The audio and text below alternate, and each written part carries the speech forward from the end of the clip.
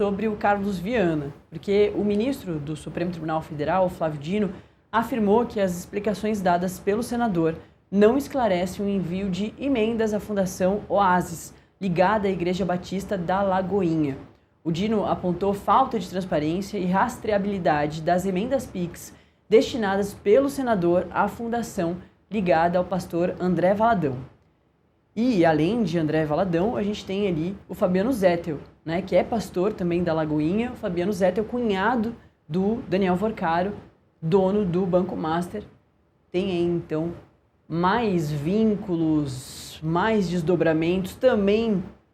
claro, do caso do Banco Master, já que é uma pessoa muito próxima, faz parte ali do esquema todo, como na terceira fase da Operação Compliance Zero, a Polícia Federal colocou o Fabiano Zettel como o cara ali abaixo do Daniel Vorcaro, naquela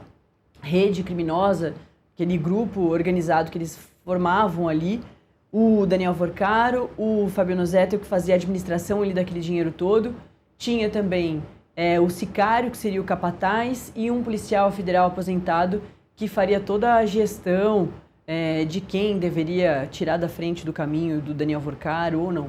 Então, o Fabiano Zettel é também uma pessoa próxima, é um pastor da Igreja Lagoinha,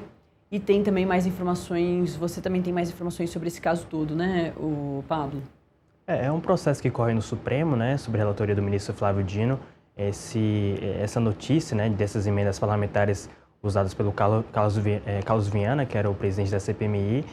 foram divulgadas, né, inicialmente pela coluna do Tasso Lohan, aqui do Metrópolis, e posteriormente a divulgação desse material, alguns deputados do PSOL que fazem parte da comissão parlamentar subiram, né, pediram que o ministro Flávio Dino pudesse investigar, apurasse essas emendas que giram em torno de 3,6 milhões, que é um valor bastante robusto. E ontem essa decisão do ministro Flávio Dino, após intimar o Carlos Viana para apresentar suas justificativas sobre essas emendas, o ministro salientou que faltava transparência, né? Já que o ministro citou dois casos específicos, que são, por exemplo, o documento que a defesa do Carlos Viana encaminhou ao Supremo, que o senador Mineiro acaba assumindo, né, a relatoria dessas emendas, confessa que sim, demandou emendas à Fundação Oasis, que é um braço direito da Igreja Lagoinha, e esses dados do senador, segundo ele, eram diferentes dos divulgados pela imprensa. Segundo ele, as emendas eram maiores, são 3 emendas, segundo o senador, em 2 emendas que foram repassadas à Fundação, seja pela Prefeitura de Belo Horizonte, seja pela Prefeitura de Capim Dourado,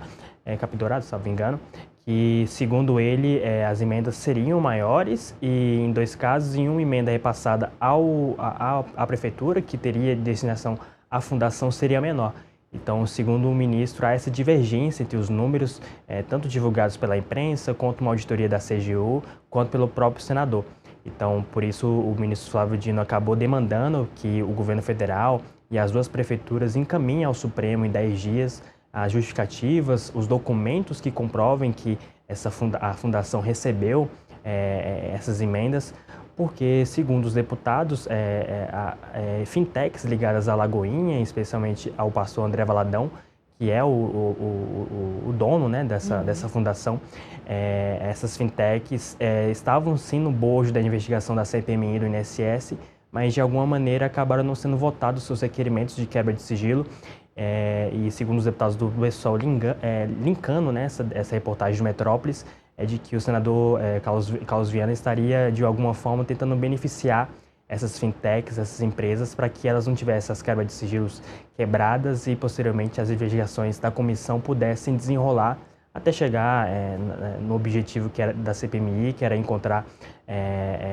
descontos indevidos, né, em alguns indícios também com o Banco Master no âmbito da CPMI. Então, o ministro Flávio Dino acabou determinando esses 10 dias, e ele acabou também determinando que parte desses documentos entregues ao Supremo, seja pela CGU, seja pelo senador, seja aberto um novo processo, uma petição, para que, caso ele entenda assim pertinente, se todos os documentos forem corroborados, para que haja sim uma investigação aprofundada,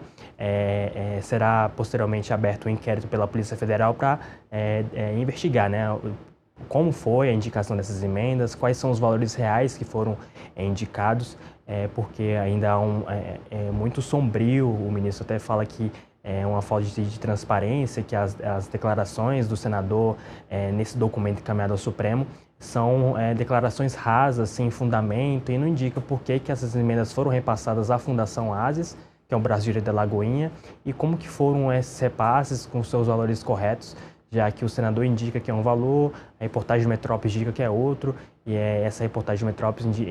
também ligando, né, a essa auditoria da CGU, que indica que é um valor que é diferente, informado pelo Carlos Viana. Então, posteriormente a isso, o ministro Flávio Dino, recebendo esses documentos das prefeituras e do governo federal sobre o indicamento dessas emendas parlamentares, é que, caso ele entenda pertinente, um inquérito policial pode ser aberto para investigar se de fato houve algum desvio, né, alguma irregularidade nessas emendas parlamentares encaminhadas para essa igreja lá da Lagoinha, lá em Minas Gerais.